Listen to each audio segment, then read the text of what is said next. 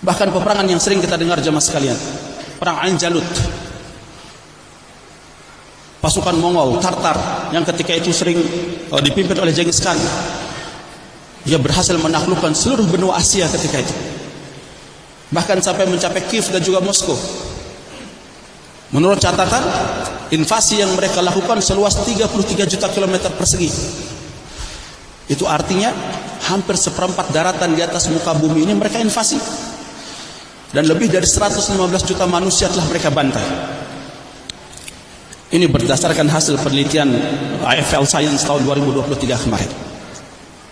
Setiap kali jemaah sekalian pasukan Tartar datang ke negeri kaum muslimin, maka panglima pasukan Tartar akan mengirimkan surat kepada pemimpin negeri tersebut.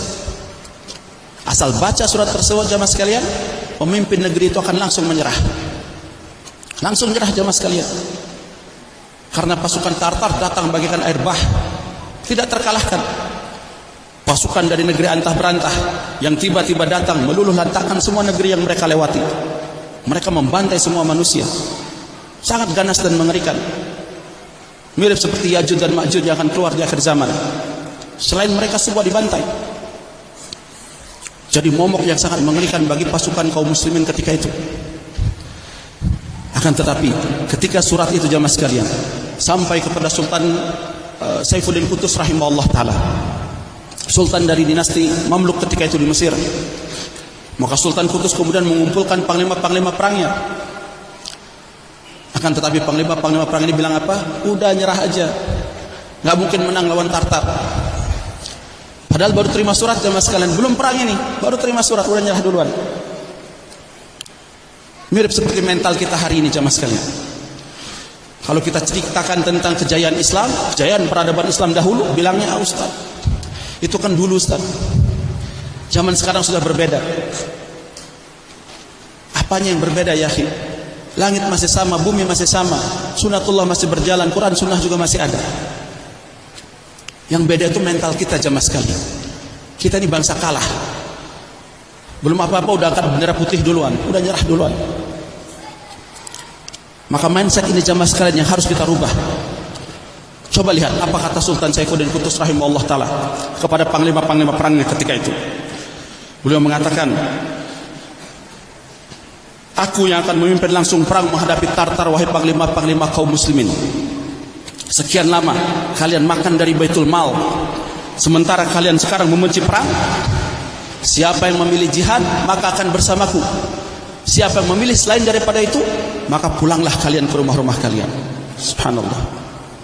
Pidato yang seolah menggetarkan tembok kerajaan Mamluk ketika itu. Coba lihat jamaah sekalian bagaimana mental Sultan Saifuddin Qutus rahimahullah ta'ala. Maka ketika pasukan Tartar yang dipimpin oleh Hulagu Khan ketika itu berhasil meluluh lantakkan kota Baghdad yang merupakan kota Abbasiyah ketika itu, ibu kotanya Abbasiyah, maka Sultan Qutus rahimahullah ta'ala berangkat untuk menghadapi mereka. Hulagu Khan membakar seluruh perpustakaan-perpustakaan yang ada di Baghdad ketika itu. Buku-buku hasil cendekiawan-cendekiawan muslim, ulama-ulama Islam diambil dan dibuang semuanya ke sungai Furat dan juga Dajlah. Sampai-sampai sungai itu airnya berwarna hitam disebabkan karena tinta-tinta dari buku-buku tersebut. Mereka membantai semua orang. Maka Sultan Qutus rahimahullah ta'ala kemudian berangkat ketika itu pada tanggal 15 Ramadan, memimpin pasukannya untuk bertempur melawan pasukan Mongol. Dan pada hari itulah jamaah sekalian, ketika mereka bertemu di sebuah tempat yang bernama Ain Jalut, maka pada hari itulah jamaah sekalian, hari itu negeri-negeri kaum muslimin mengetahui bahwasanya pasukan Tartar bisa dikalahkan. Pasukan Tartar bisa dikalahkan. Bahkan panglimanya terbunuh ketika itu. Coba lihat jamaah sekalian, hanya perlu satu orang pemimpin yang memiliki mental seperti Sultan Saifuddin Qutus rahimahullah ta'ala.